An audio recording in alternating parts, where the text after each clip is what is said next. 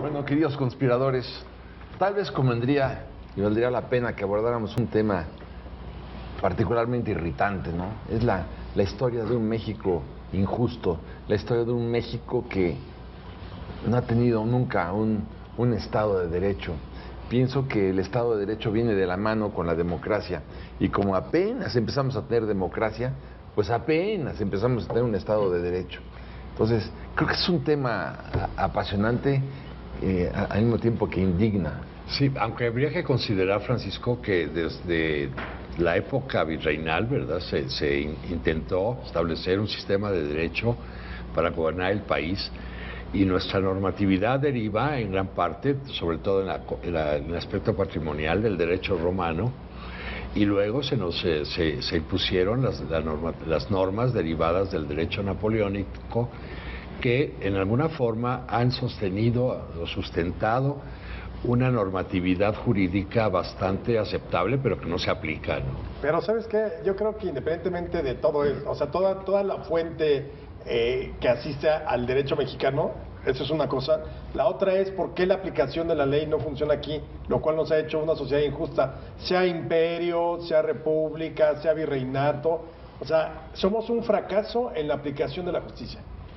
Somos un imperio sin ley, donde aquí la cárcel es para los pobres o para los pendejos, que esa es una frase que se dice constantemente. Lo decía Álvaro Obregón. Lo decía Álvaro Obregón, y se repite una y otra vez, y son cada vez más los pobres los que caen, por más tonto que haya alguno por ahí. Bueno, y en gran parte también porque la gente no se puede defender porque no habla la lengua franca. No, bueno, es que ese es otro problema también. Ese es un gran terrible problema, pero no es el mayor de los problemas. No.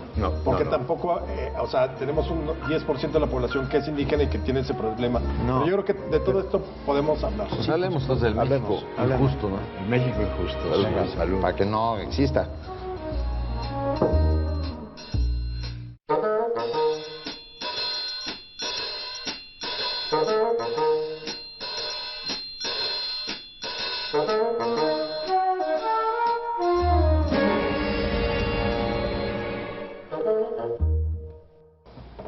Pero a ver, queridos conspiradores en casa, ¿ustedes creen que vivimos en un México justo? ¿Ustedes creen que en México existe el Estado de Derecho? ¿Ustedes piensan que este es el origen del atraso mexicano? O al menos uno de los orígenes del atraso, cuando no existe un sistema eficiente de impartición de justicia. ¿Cuál es la consecuencia social? ¿Cuál es la consecuencia cultural, educativa en este país? Es una catástrofe porque las gentes no saben, en primer lugar, no conocen las normas jurídicas a las cuales tienen que obedecer o cumplir, no se les conocen. Y luego la interpretación de este marco jurídico es totalmente arbitraria, subjetiva, convenenciera, ¿verdad? Y se le aplica a los desposeídos, a los pobres o a los que no tienen amigos o influencias. Y hay muchísima gente encarcelada que no tiene por qué estarlo, ¿no? Y sin que se le dicte sentencia ni se le... Ahora, hay un fenómeno interesante. El Ministerio Público se creó como una institución de buena fe. Y es muy raro que un Ministerio Público obre de buena fe. Normalmente obran de mala fe. Sí, por supuesto. Y perjudican al ciudadano común y corriente que no tiene ninguna forma de defensa. O sea, a ver, en México se hablan 364 variantes dialectales. Sí. ¿No? Somos un país pluricultural. Aparte del español, que es el idioma oficial, el castellano, y hay un segundo idioma enorme que es el idioma leguleyo, que solamente es entendido por los abogados. Una persona normal como usted que nos está viendo o como yo, es imposible que entienda una sola palabra y por lo tanto necesita un intermediario. Y los intermediarios. Porque utilizan un metalenguaje, los abogados y los funcionarios que están involucrados en el ejercicio de la impartición de justicia, ¿no? Pero si se pudiera sacar una encuesta del nivel de ingresos que tienen los presos en las 400 cárceles del país, veríamos que fundamentalmente la justicia, con unas comillas de este tamaño, se le está aplicando a los pobres. Por supuesto. Claro. La gente de dinero que contrata grandes abogados, grandes despachos, pues eso les hacen los mandados. No están en la cárcel. Y entonces es una injusticia, porque además es imposible que el 45% de los presos que están en el país, en este momento, no se les ha dictado sentencia. Por supuesto que no. Entonces, bueno, tú ya estás purgando una pena sin haber sido condenado. Pero además esas penas no son retroactivas. O sea, en el momento en que te dictan sentencia no te cuentan los años que ya purgaste dentro de la cárcel. Empieza a correr. el Empieza a término de correr la Ah, ¿no? a partir de la ¿No te lo sentencia. cuentan? Creo que no. Creo que no. Yo creo que A ver, abogados. Creo que sí, no, sí se toma Sí, en cuenta. sí, No, sí se toma en cuenta. Porque ya sería Sí. de la todas hostia. maneras, imagínate que tú Pero- resultas inocente y Sí. te echaste 10 años. Y te dicen, Ay, usted nos disculpe. equivocamos, joven. A lo mucho". mejor vale la pena para mejor proveer en este asunto, ¿no? Como dicen los abogados, ¿no?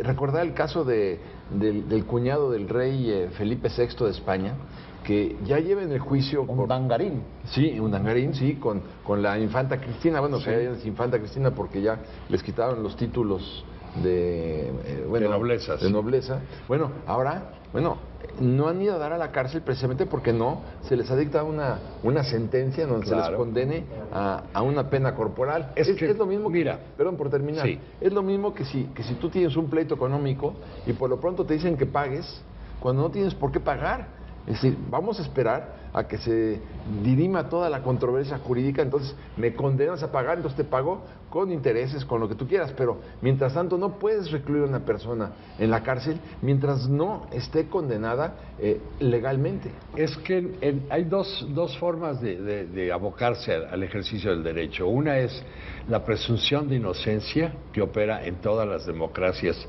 progresistas y civilizadas de Y la en tierra, México, al contrario. y la presunción de culpabilidad, que es lo que opera en México. Claro. Por eso te apañan con un sobrecito de marihuana.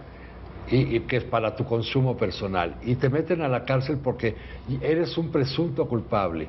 Por eso se llamó la película Presunto culpable. Presunto culpable, porque todos, en teoría, todos somos presuntos culpables en México mientras no demostremos nuestra inocencia. Y a esto le sumas figuras que son absolutamente impropias y que están fuera de cualquier marco constitucional, como el arraigo, que es otra manera El arraigo mantenerte. domiciliario, sí. Y el arraigo en hoteles, porque También. esto está utilizándose.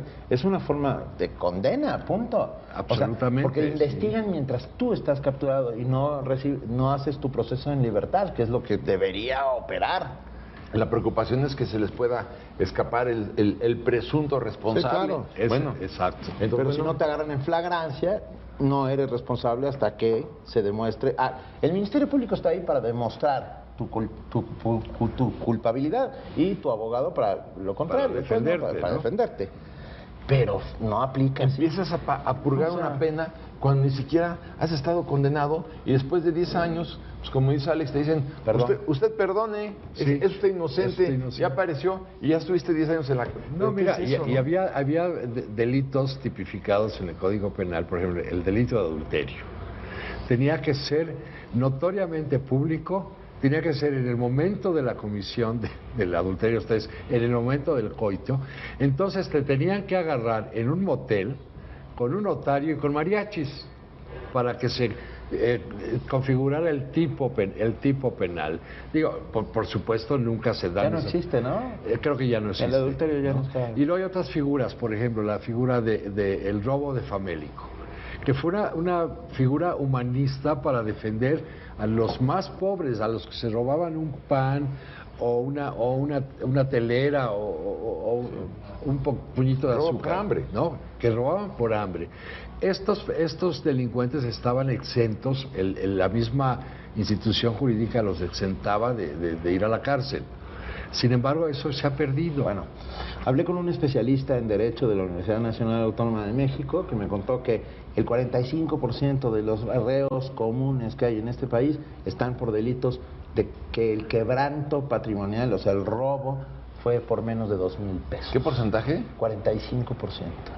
Es una barbaridad. ¿Cuántos? Y Sí. las cárceles están hacinadas. Y las cárceles, todas las cárceles de este país, estatales, federales, están sobrepobladas. Lo cual genera, bueno, lo sabemos, lo que genera, acabamos de ver el terrible caso de Topo Chico, en Nuevo León, en donde dos bandas rivales Más de 40 muertos, es increíble. Pero además, lo que ¿de qué sucedió. manera? Porque además los masacraron. Los masacraron. O sea, no es que le hayan dado un balazo o una puñalada. No. Le destrozaron la cabeza a golpes. A golpes y con los dedos, sí. Pero es que ahí el asunto de todo es que finalmente las cárceles ya no son propiedad, ya es propiedad privada de la delincuencia. Claro. O sea, finalmente está en manos de la delincuencia la mayor parte de los penales y todos se someten a un régimen, es como un pequeño país dentro, con su economía, con su distribución de la riqueza, con sus castas, Bueno, de 400 con sus clases sociales. Tan tienes razón que de las 400 cárceles que hay, en 115 hay autogobiernos. O sea, donde el De los gobierno presos. estatal o el gobierno federal no tiene nada que ver. Sí. Son autogobiernos que están obviamente controlados y regidos por la delincuencia. El problema es que nunca en la historia se ha aplicado la ley como se debe. La ley siempre ha sido discrecional y fue discrecional para emperadores, para presidentes, para dictadores, para Inclusive caudillos. hasta con Benito Juárez. Claro. Tenía una o sea, frase, recuérdales la frase que era a mis amigos, Justicia. ley No. y gracia. No, Justicia es y que gracia. a mí sí. Justicia y gracia, a mis enemigos nada Justicia más justicia. secas. Sí. pero se aplicó siempre discrecionalmente la ley. O sea, no construimos desde el principio un Estado de Derecho y por eso, y es creo que en doble vía, o sea, la responsabilidad es del gobierno, pero también de la sociedad. Por supuesto. El ejemplo para mí más relevante de todo lo que podríamos decir de la sociedad fue el dichoso reglamento de tránsito de hace un par de meses.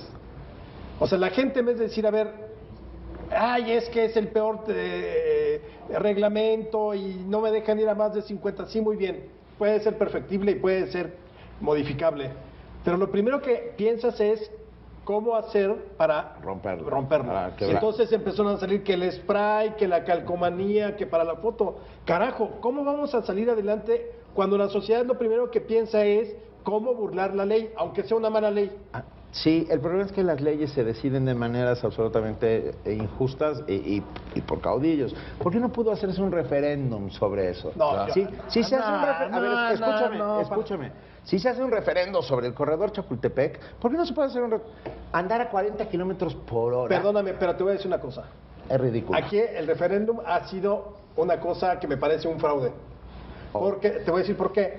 Hasta eso estamos desvirtuando. ¿Cuánta gente votó para el corredor de Chapultepec? Los vecinos, ¿no? Pero Eran como un número, involucrados. 2% del padrón. Entonces la gente que debió haber estado ahí para manifestarse no se manifestó y entonces los grupitos de siempre, que no es peyorativo, me refiero a esos que siempre participan, fueron los que votaron en contra. Ok. Pero no está resultando porque se supone que un referéndum o un plebiscito tiene que llevar a la gran multitud para el país. Pero, Entonces, ¿hacen un referéndum para cambiar el nombre de una calle? Sí. O el diseño de una calle? Sí, ¿Y y no no hacen un para- referéndum para ver si estás de acuerdo en que se cambie Sí. el nombre de la Ciudad de México? Por ejemplo. Y Por si ejemplo. le vas a cambiar el estatus Exacto. jurídico. Jurídico. O sea, eso sí es para un Y referéndum, va a haber pero no para una asamblea- calle. Y una asamblea constituyente que no podemos decidir los votantes. Es que aquí no se aplica y nunca se ha aplicado el derecho consuetudinario, que es lo que aplican en Estados Unidos. O sea, las leyes y las normas se definen por el consenso de la sociedad. Si estamos viendo que toda la sociedad se para en un alto, entonces la norma va a ser hay que detenerse en un alto. Aquí no, aquí es al revés. Aquí se hacen las normas por un poder legislativo que tiene muchas carencias, que es verdaderamente pobre y ridículo, ¿verdad? Entonces, crean las normas. Y esas normas inventadas o por capricho o por ocurrencia se le aplican a la sociedad y nunca se pusieron a pensar si iban a funcionar, si la sociedad estaba de acuerdo. Esa es la gran diferencia. pero porque siempre hay la idea de que se pueden transgredir. Yo creo que no construimos un Estado de Derecho durante el siglo XIX ni el XX porque existía la ley, pero podías tú darle la vuelta como autoridad. Y eso fue lo que hicieron todos los presidentes, todos los dictadores, hacer leyes para luego ver cómo las violabas. Bueno, pues yo brindo porque algún día tengamos un México justo. Sí, de ley.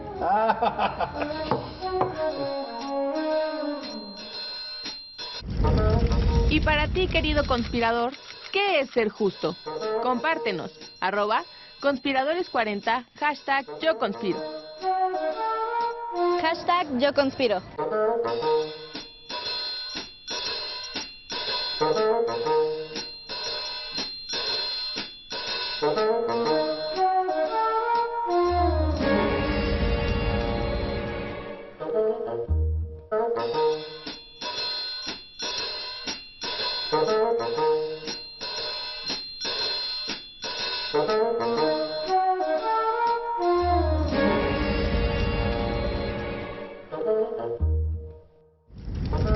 Y para ti, querido conspirador, ¿qué es ser justo?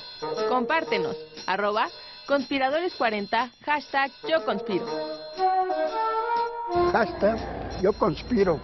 La realidad es que México siempre ha sido gobernado de acuerdo a los estados de ánimo del tlatoani, los del caprichos, virrey, caudillo. del caudillo, del cacique, del jefe máximo, del primer mandatario. Y bueno, y la ley hemos sido, sí, espléndidos legisladores, porque nuestras legislaciones son legislaciones de vanguardia en muchos casos, en otros no sí. tantos. Sí, sí. Pero bueno, pero a la hora de aplicar la ley, ojalá tuviéramos la misma eficiencia a la hora de aplicar la ley que la tuvimos para legislar, porque eso sí, para legislar hemos sido verdaderamente Para brillantes. legislar hemos sido brillantes, entre comillas, pero para la aplicación de la normatividad hemos sido verdaderamente Eso es. incapaces. 600 modificaciones a la Constitución desde 1917. Exacto. Pero sí hay una Hubiéramos hecho otra. Hay una Digo, ¿no? tendencia, ya se debería de hacer otra. Ya está No, vieja. porque el problema no es es decir, una constitución no podíamos tener, salvo López Obrador, que cree que la única constitución que cuenta es la del 17 como estaba en ese entonces, porque hay que regresar a la constitución del 17 como estaba el 5 de febrero de ese año. No, porque No, finalmente ya es inoperante. que casi son, exactamente, una ley es dinámica, Claro. tiene que moverse, tiene que cambiarse. Creo que 600 veces ahí podríamos ver cuáles de esos 600 fueron reformas de capricho del sistema político De priista ocurrencia. y de presidentes y de ocurrencia. Pero evidentemente tiene que reformarse. El punto de lo que ha sucedido con la Constitución no es que necesitemos otra, es que necesitamos aprender, primero, que el gobernante la aplique y segundo, que el ciudadano la respete. ¿Tienes fotomultas? ¿Yo? Sí. Puta. Ya, porque a 50 kilómetros por hora es ridículo. ¿Estás No, de no, acuerdo? me he tocado porque he rebasado los de 80. Los de 50 no tengo. Pero los de Imagínate, 80 sí.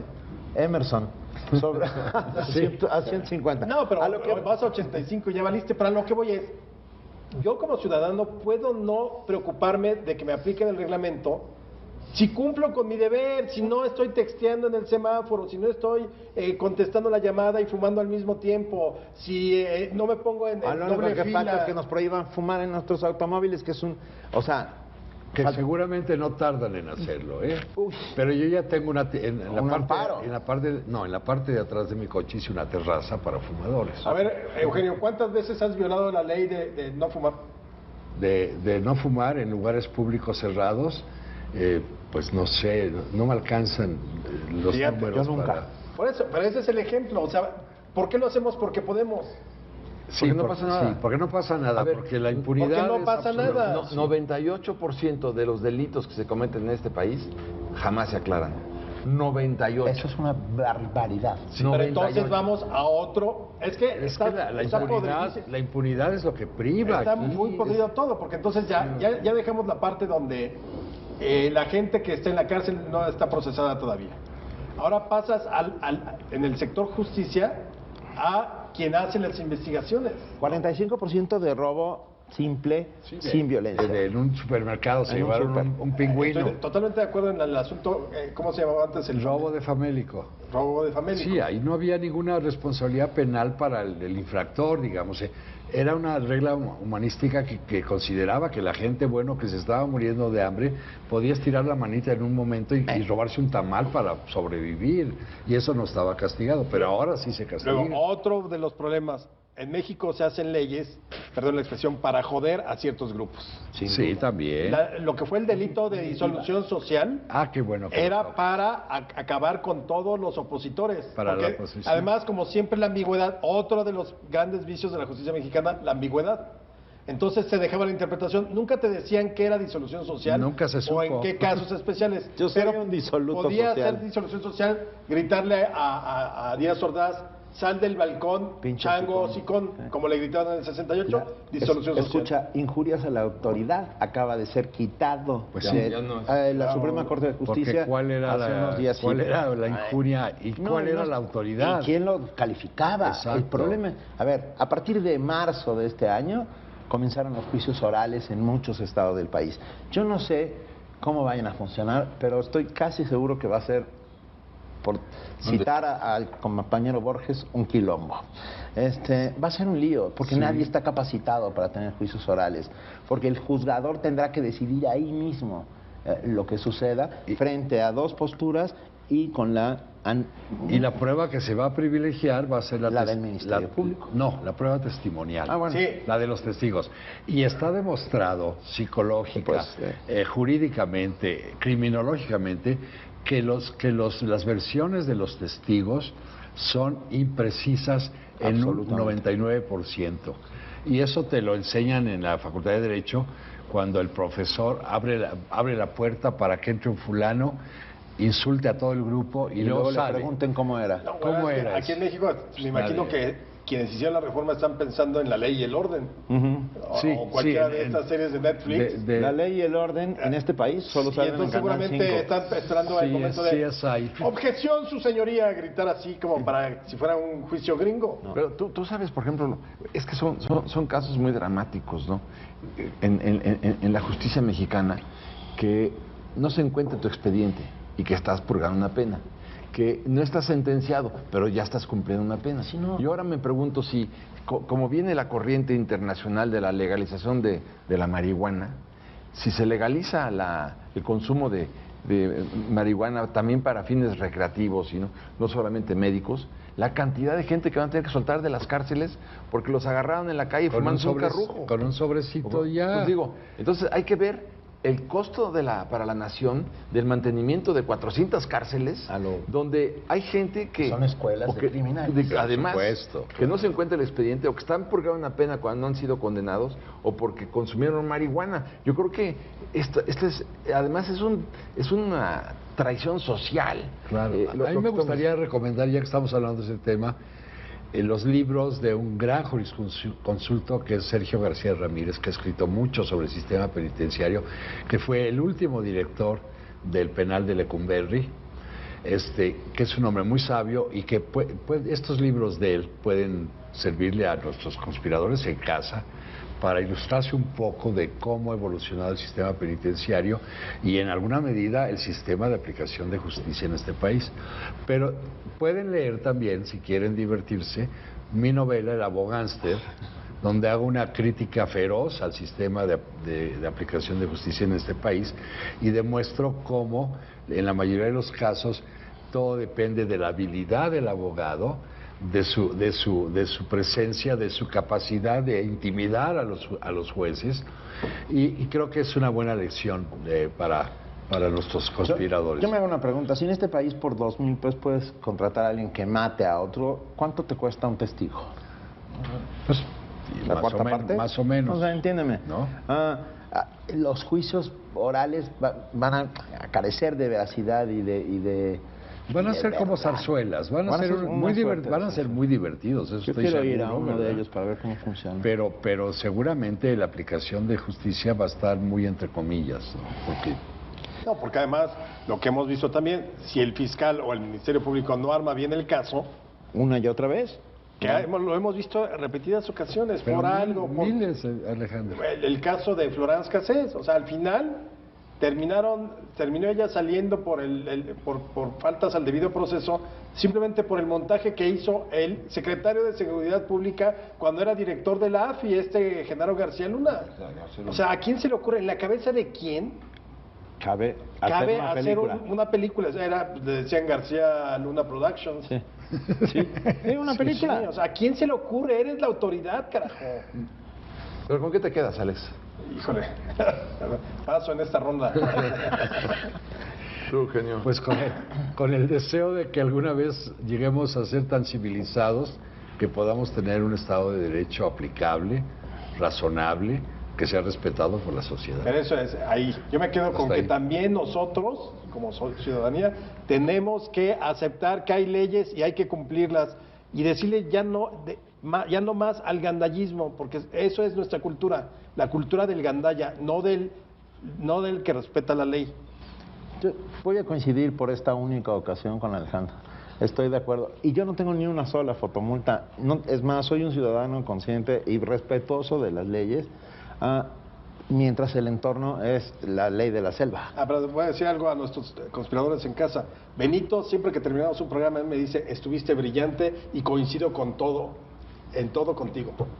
Pero fíjate, Deberían agarrar por andar metiéndose drogas. Esa es una confesión gandalla. Sí, exacto. Es un buen ejemplo. pero a ver, si el gobierno no respeta a los gobernados y los gobernados no respetamos al gobierno. Ese es el círculo vicioso del que Bueno, estamos entonces, Estamos además, fritos. por eso si hay algún factor de irritación social en este país, es precisamente el desprecio que se le tiene al sistema de impartición de justicia, porque sabemos Que es injusto. que es injusto, que es arbitrario, Que no funciona. que no funciona, que no opera y que además pues hay una gran cantidad de injusticias como los de las personas que no se encuentran sus expedientes o los que están condenados los que no porque se pueden robaron defender 2,000 pesos porque o no hablan ni la siquiera lengua, ¿no? hablan la lengua o por los que fumaron marihuana. Yo creo que este sería un cambio prioritario para recuperar una imagen Civilizada, respetable digamos. y civilizada del gobierno. Sí, claro. Bueno, pues por un México justo.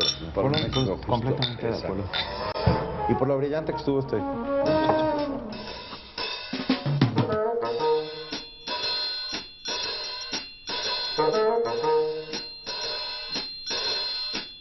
Exacto.